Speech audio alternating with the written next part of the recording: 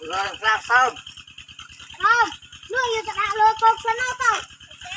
đã lôi cốc cho nó anh kia đâu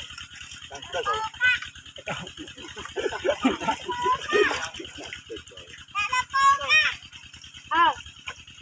này này cùng mấy ông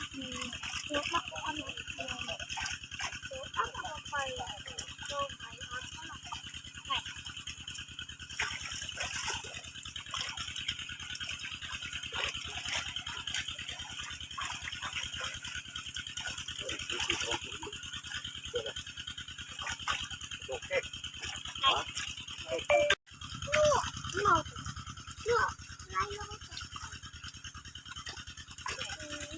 ngon rồi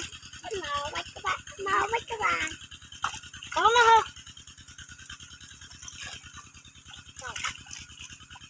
không đâu đâu